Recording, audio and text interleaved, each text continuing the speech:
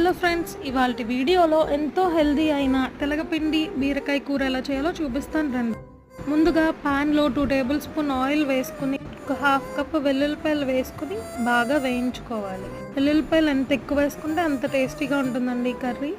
వెల్లుల్లిపాయలు బాగా వేగాక ఇందులోకి ఆవాలు, మినపప్పు, శనగపప్పు, ఎండుమిర్చి, కరివేపాకు వేసుకుని బాగా వేయించుకోవాలి.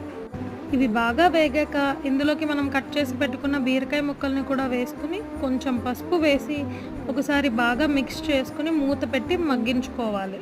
బీరకాయలు బాగా మగ్గాక ఇందులోకి మనం ఇప్పుడు 1 కప్పు దాకా తెలగపిండి వేసుకోవాలి.